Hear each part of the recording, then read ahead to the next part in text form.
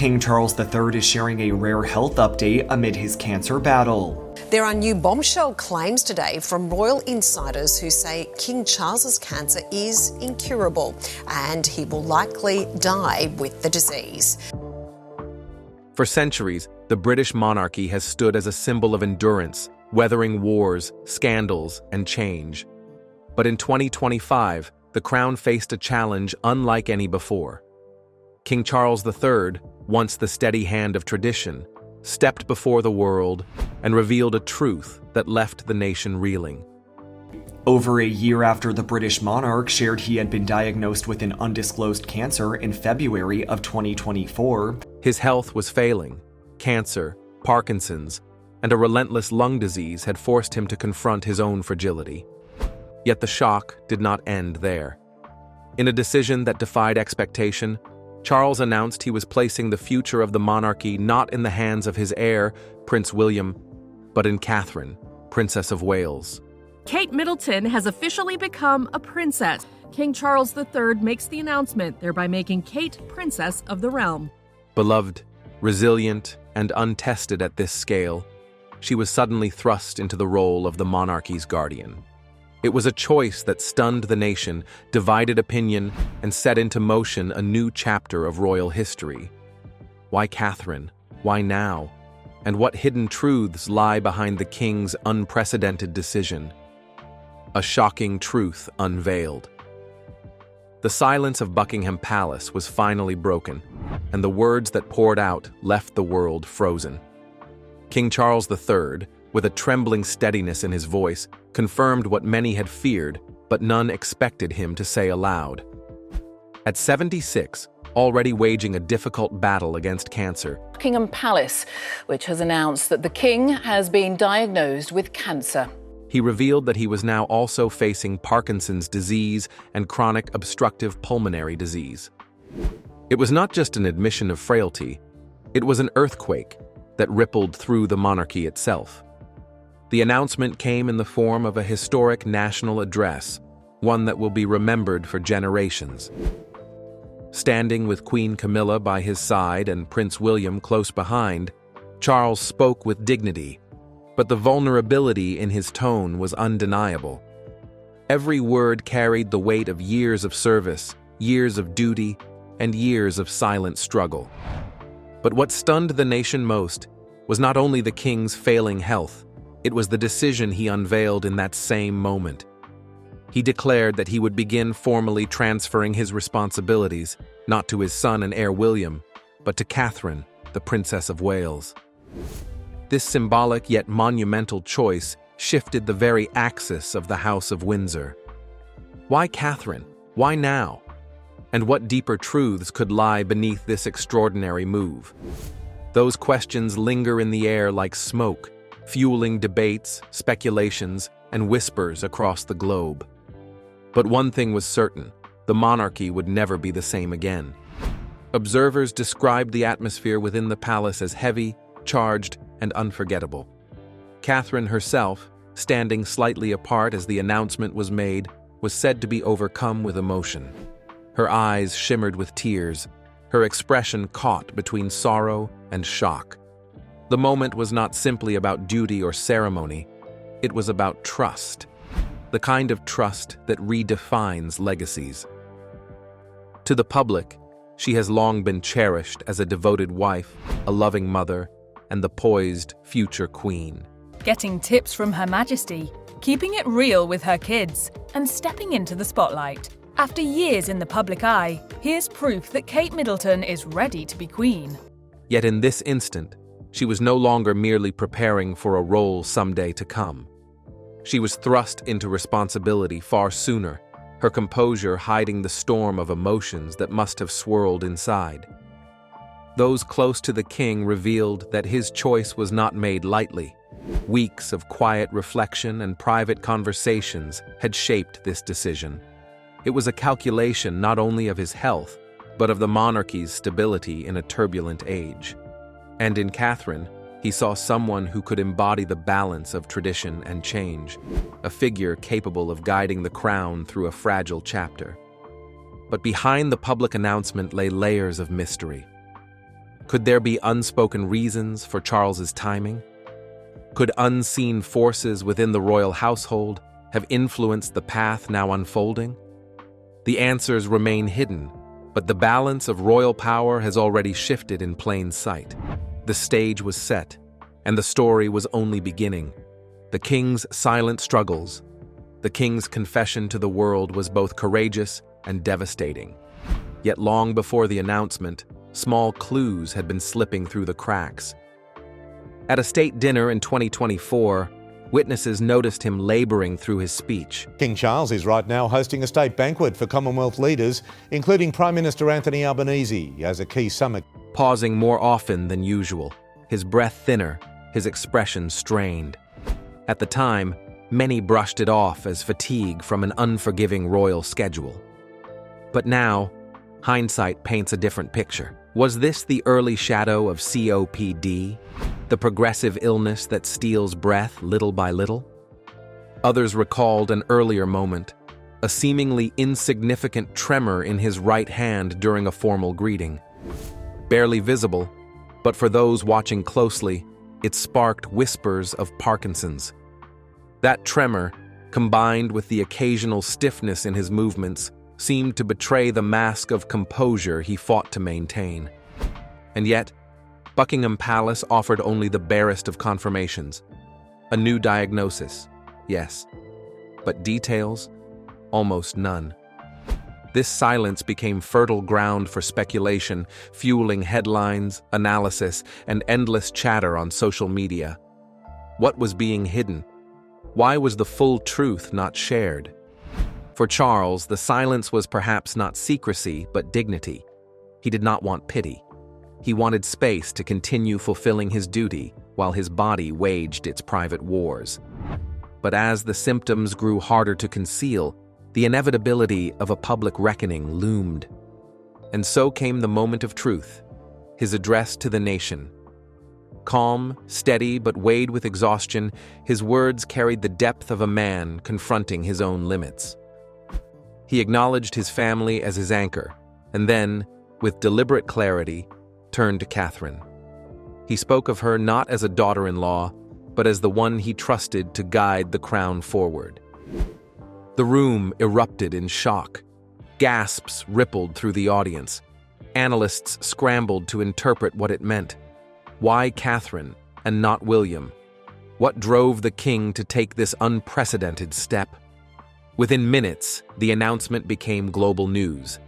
But within the palace, it became something far more intimate. A family forced to grapple with illness, loyalty, and the burden of a legacy stretching back centuries. The mystery surrounding the king's health has only intensified since then. Official words are few, but the signs are clear. He is fighting battles on multiple fronts, and those battles are reshaping the monarchy in real time. And at the center of it all stands Catherine, her quiet tears revealing both heartbreak and the unshakable weight of the role thrust upon her. She has become the chosen figure to carry the monarchy through a time of uncertainty, a role she did not seek, but one she cannot refuse. But her rise is not happening alone. Another figure has stepped forward in quiet but powerful support, strengthening the fragile crown from within. Princess Anne.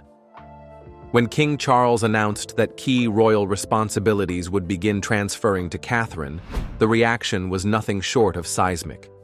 Yet amid the swirl of speculation, one voice stood out for its clarity and significance, that of his sister, Princess Anne.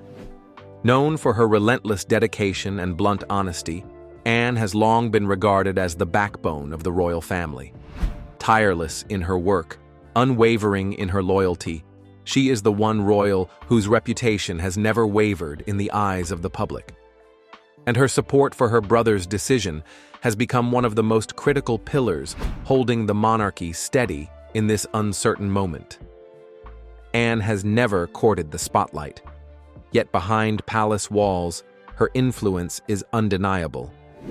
Since the passing of Queen Elizabeth II, Buckingham Palace has announced Her Majesty Queen Elizabeth II, the longest reigning monarch in Commonwealth history, has died She has been both confidant and counselor to Charles, standing at his side through decades of duty and, now, through the storm of his declining health. She has seen firsthand the toll of service, the resilience it demands, and the courage it requires.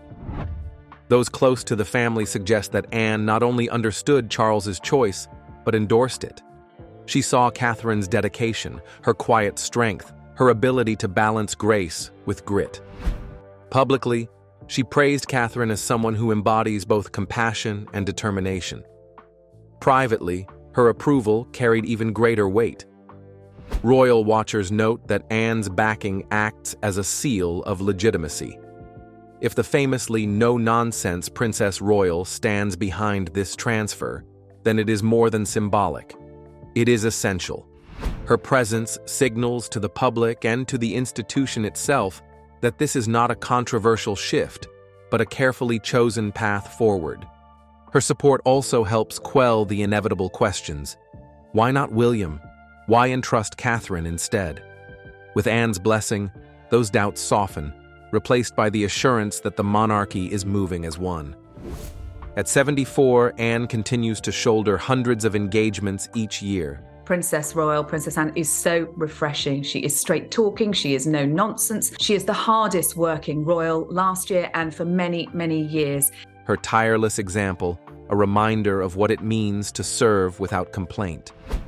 That she now lends her voice and her strength to Catherine's rise reflects not just familial loyalty, but strategic wisdom. Her solidarity with Charles sends a clear message.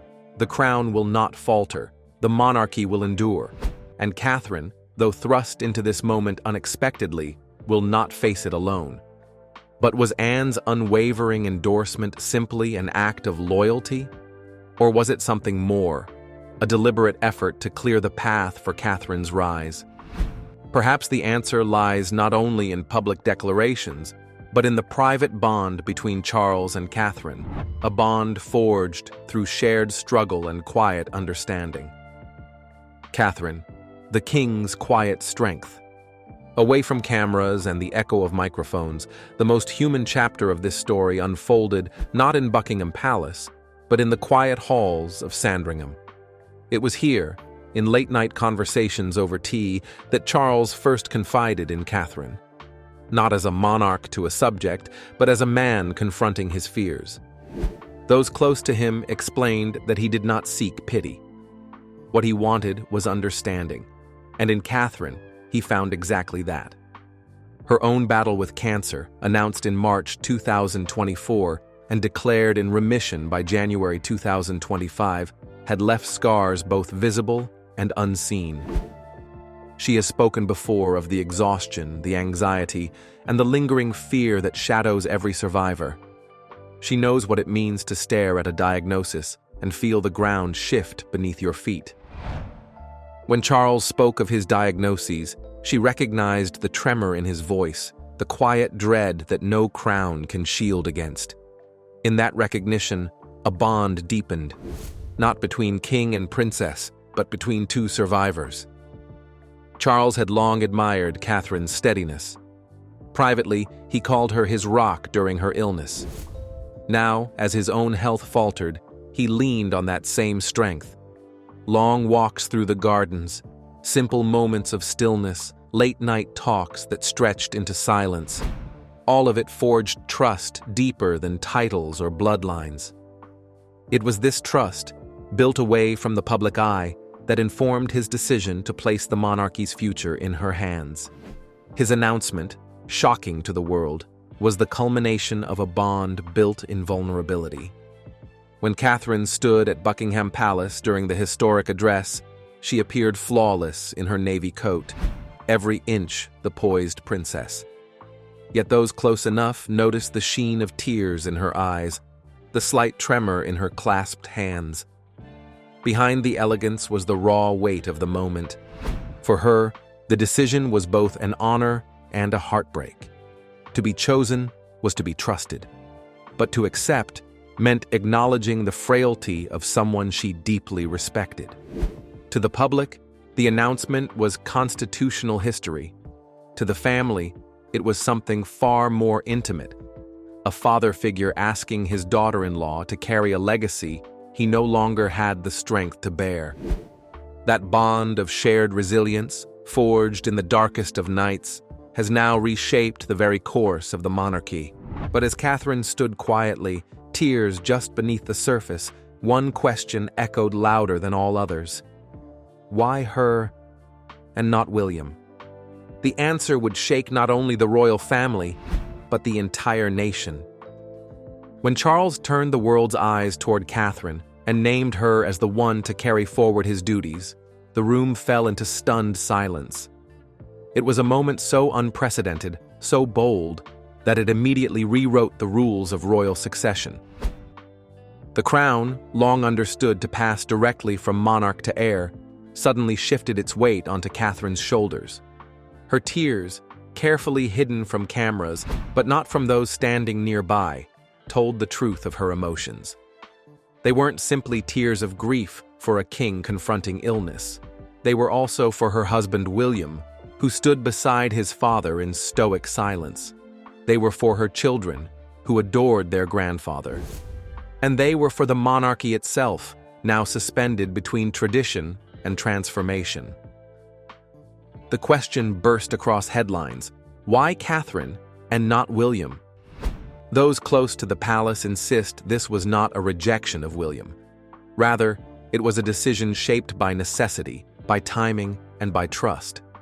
William, already carrying the heavy role of Prince of Wales, was seen by his father as the guardian of the monarchy's long-term future. His destiny remains to inherit the throne.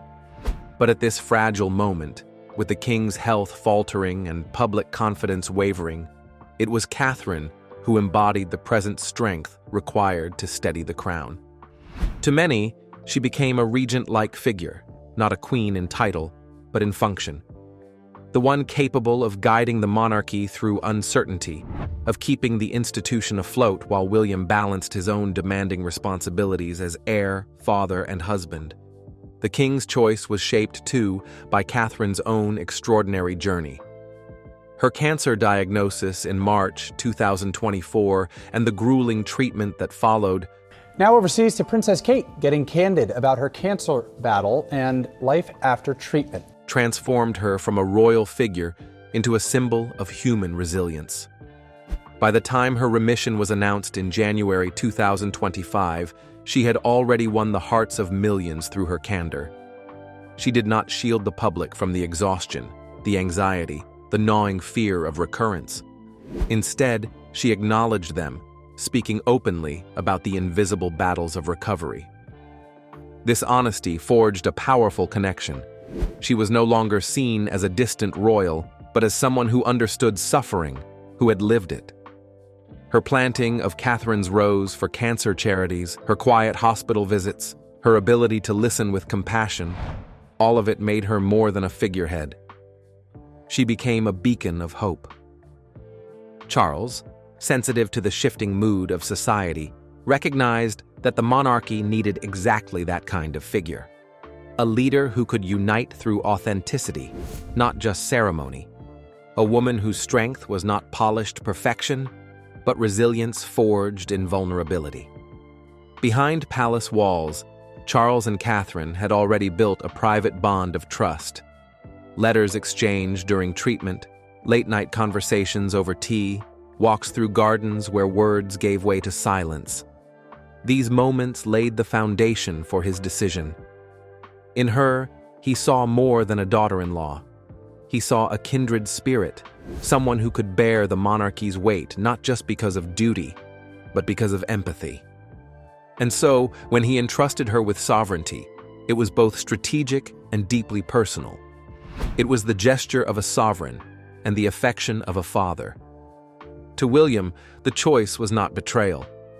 Friends say he welcomed it, viewing it as both a tribute to his wife's strength and a reflection of his father's trust. For the couple, who see themselves as partners in every sense, Catherine's elevation was not hers alone. It was theirs together. His steadiness balancing her empathy, her compassion amplifying his resolve.